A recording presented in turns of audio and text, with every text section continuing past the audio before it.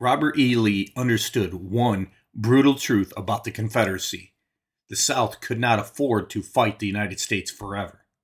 It had fewer men, less industry, and fewer resources. Time favored the Union. So Lee searched for another way to win. Not by conquering the North, but by delivering one battlefield defeat so devastating that Northern political will would collapse, foreign powers might recognize the Confederacy, and Washington would be forced to accept Southern independence. Twice Lee carried the strategy into Northern soil. At Antietam in 1862, it failed. At Gettysburg in 1863, he tried again, with even greater stakes and even greater losses.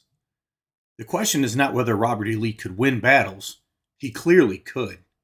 The question is whether his search for one decisive victory was exactly the kind of war the Confederacy could not afford to fight.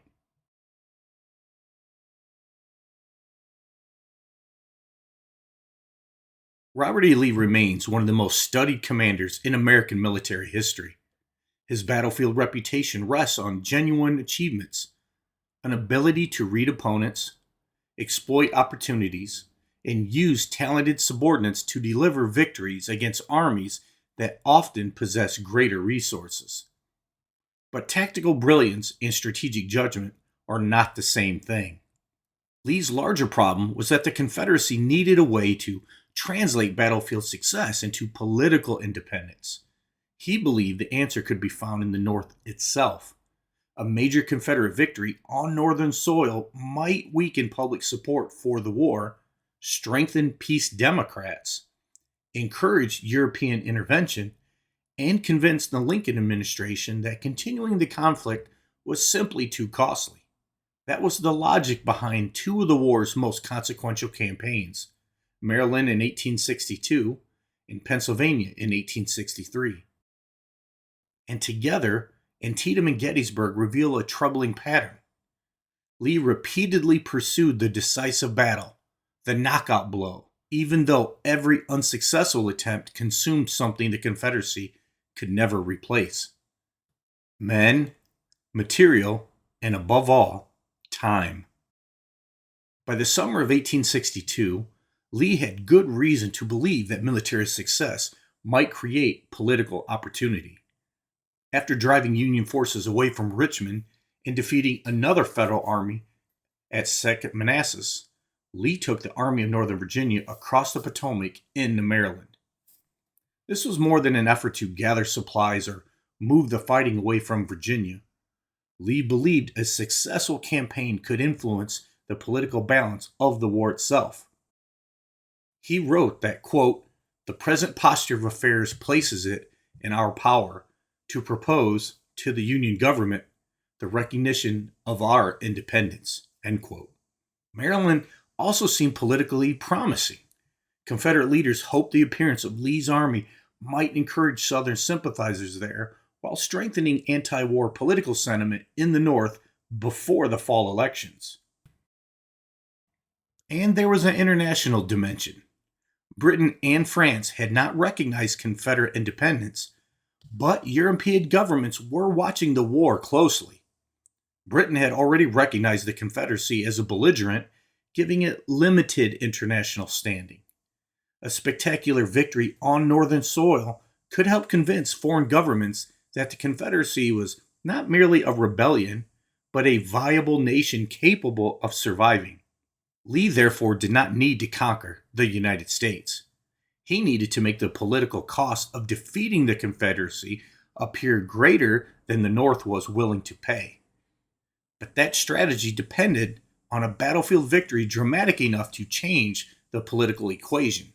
And in Maryland, almost everything began to go wrong.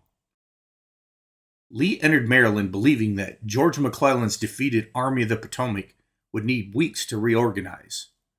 McClellan did it in days. Lee expected meaningful support from Maryland's population.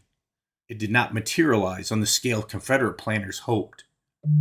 He expected the federal garrison at Harper's Ferry to be dealt with quickly.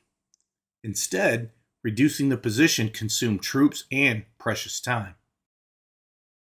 Then came one of the most famous accidents of the Civil War. A copy of Special Orders Number 191, Lee's campaign instructions describing the disposition of his divided army, fell into Union hands. McClellan now possessed something commanders almost never receive: a window into his opponent's operational plan. By September 17th, the two armies collided along Antietam Creek near Sharpsburg. The fighting became the bloodiest single day in American military history. Tactically, arguments have long persisted over whether Antietam should be called a draw. Strategically, the answer is much clearer. Lee withdrew back across the Potomac. Maryland did not enter the Confederacy. The political transformation Lee hoped to produce did not occur.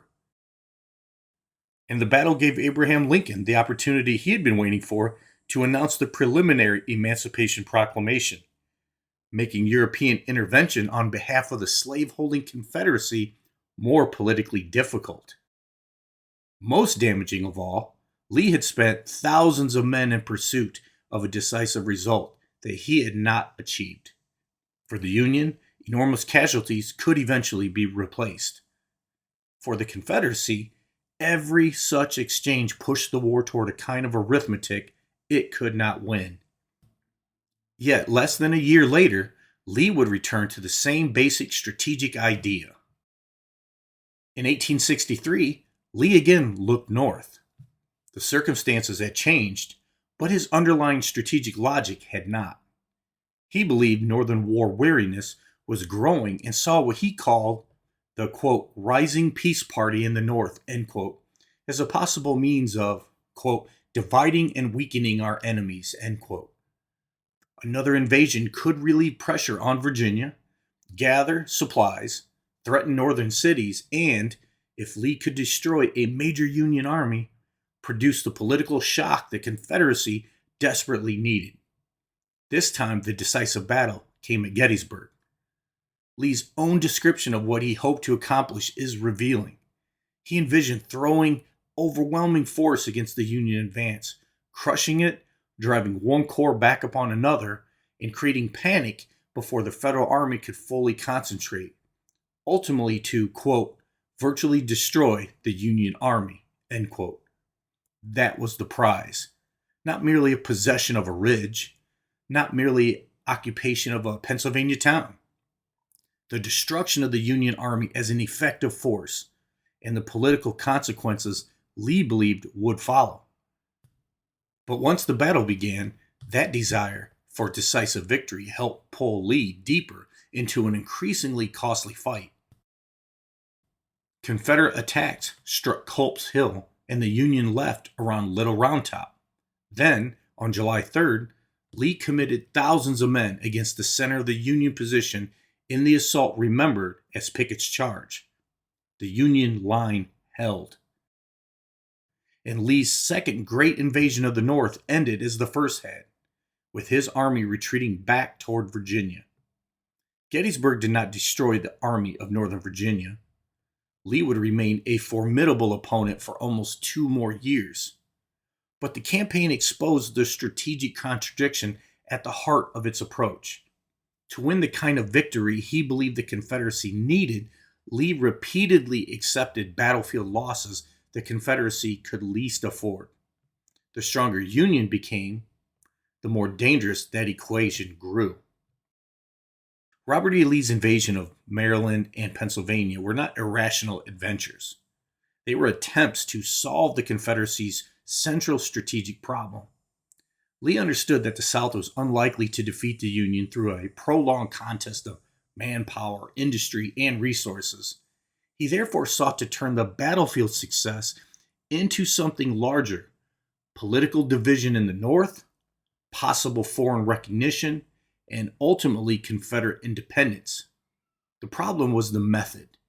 At Antietam, Lee gambled that a victory on Northern soil could transform the war. He failed, and paid heavily for the attempt.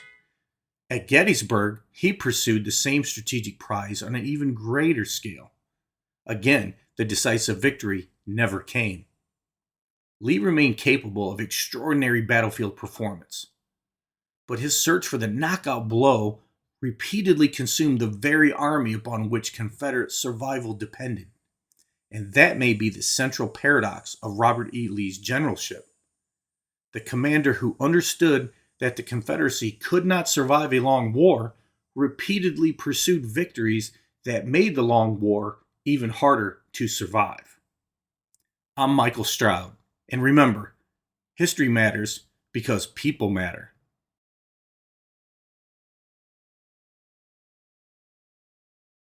Thank you so much for watching. If you enjoyed this episode, I'd appreciate it if you would like this video, subscribe to History with Michael Stroud, share it with someone who enjoys history, and leave a comment below. Every like, comment, and share helps more people discover the channel and allows me to continue bringing these stories to life. I release new history documentaries every Tuesday and Sunday, so be sure to click the notification bell so you never miss a new episode. For more historical articles, speaking information, and my latest research, please visit michaelgstroud.com. Thank you again for watching, and I'll see you in the next episode.